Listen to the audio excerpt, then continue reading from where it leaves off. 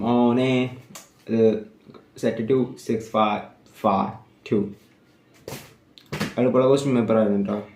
But എനിക്ക് time management അറിഞ്ഞൂടായിരുന്നു. ഞാൻ literally വാച്ചും കൊണ്ട് പോയിട്ടുണ്ടല്ല. 1 മണിക്കൂർ ബാക്കിയുണ്ടെന്ന് വിചാരിച്ചിട്ട് അരമണിക്കൂറുള്ളൂ. ഈ CBSE വാഴക്കാരെന്ന് വെച്ചാൽ 10:30 ശരിക്കും ആക്ച്വൽ പേപ്പർ ടൈം ചെയ്തിട്ടുണ്ട്. എൻ്റെ ബ്രെയിനാണെങ്കിൽ ഞാൻ സാമ്പിൾ പേപ്പർ എപ്പോഴും അറ്റംപ്റ്റ് ചെയ്യുന്ന ഒരു ഇൻറ്റീജർ മൾട്ടിപ്പിൾ ഓഫ് അവർ ആണെന്ന് വെച്ചാൽ ബേസിക്കലി 1 hour 2 hourലൊക്കെയാണ്. സോ ഭാഗ്യത്തിന് എന്തെങ്കിലും പിടിച്ചാൽ കാരണം ഞാൻ സെക്ഷൻ ബി എഴുതാൻ പറ്റിയ, അല്ലെങ്കിൽ അത് അവിടെ കിടന്നേനെ. അരമണിക്കൂറിൻ്റെ സെക്ഷൻ ബി കംപ്ലീറ്റ് ചെയ്യേണ്ടി വന്ന്, അതിൻ്റെ കൂടെ സെക്ഷൻ സിയും കംപ്ലീറ്റ് ചെയ്യേണ്ടി വന്നു. സോ എനിക്ക് ആൻസറിൽ എന്താ കിട്ടിയേക്കണമെന്ന് എനിക്ക് ഒരു ഐഡിയ ഇല്ല. പിന്നെ MCQ മിക്കതും കാർക്കി കുത്തേണ്ടി വന്ന്. ഒരു 7 കണ്ടൊക്കെ മര്യാദക്ക് എഴുതിയുള്ളൂ. പക്ഷെ അത് കുഴപ്പമില്ല. ബട്ട് 5 മാർക്കിൻ്റെ 4 മാർക്കിൻ്റെ കേസ് സ്റ്റഡി സിമ്പിളായിട്ട് എഴുതാൻ പറ്റി.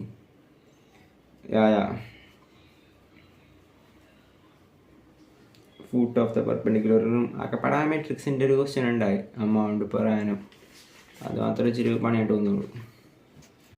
ഇതുണ്ട് ഇതൊക്കെ പകുതിയും കറക്കി കുത്തിയേക്ക്. എന്തൊക്കെ കറക്കി കുത്തിയാ ചെയ്തത് എന്ന് വെച്ചാൽ ഇവിടെ ബാറിട്ട് വെച്ചേക്കല്ലേ, എനിക്കറിയൂ എൻ്റെ വാല്യൂസൊക്കെ. എന്തായാലും 1 ആവില്ല, കാരണം ഇൻ്റർസെക്ഷൻ എന്തെങ്കിലും ഉണ്ടെങ്കിൽ യൂണിയൻ ഉണ്ടെങ്കിൽ 1 ഒരിക്കലും ആവില്ല. 1 മേലേം ആവില്ല. ഞാൻ 1.3 കൊണ്ട് എഴുതി വെച്ചാൽ വാഴ സീറോ മെട്രിക്സൊക്കെ പകുതി കുറച്ച് ലോജിത്തൊക്കെ കറക്കി കുത്തിയാ ചെയ്തത്. ഇത് കിട്ടുമായിരുന്നു കേട്ടോ, ഒന്ന് ചിന്തിച്ച് ഇതും കിട്ടുമായിരുന്നു എനിക്കൊന്ന് ചിന്തിച്ചിരുന്നെങ്കിൽ. അത്രയൊക്കെ ഉള്ളൂ. ഇത് ഒറ്റ നോട്ടത്തിലൂടെ ക്യൂബ് റൂട്ട് എടുക്കണമായിരുന്നു. ബട്ട് സ്റ്റിൽ അല്ല അപ്പോഴും സ്ക്വയറിനൊരു വ്യത്യാസം ഉണ്ടാവില്ലല്ലോ. അപ്പോൾ ഞാൻ 3 കൊടുത്ത എൻ്റെ ഒരു ഓർമ്മയിൽ. അസംഷൻ റീസൺ സിമ്പിളായിരുന്നു കേട്ടോ.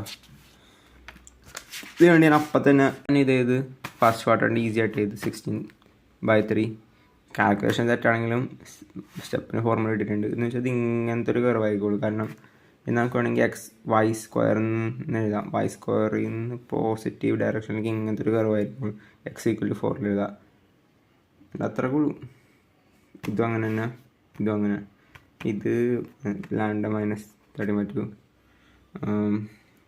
ഇത് സിമ്പിളായിരുന്നു കേട്ടോ. അത് കുറേ ലെങ്തി ആയിട്ട് സോൾവ് ചെയ്യാനുണ്ടായി, പക്ഷേ സിമ്പിൾ ലോജിക്കായിരുന്നു. Taking logarithm on both side സിമ്പിളായിരുന്നു. പറഞ്ഞാൽ വേസ്റ്റേഴ്സിൻ്റെ ഡിനോമിനേറ്റർ ഇത് ആ ഒരു സ്പെസിഫിക് കേസ്. ഞാൻ എന്താണ്ട് കാണിച്ചത്, ഞാനിവിടെ വോളിയം ഫിക്സ്ഡ് ആണല്ലോ. അപ്പോൾ ഞാൻ എക്സിന് ആ ടേംസിൽ എഴുതി V/X അങ്ങാണ്ടൊക്കെ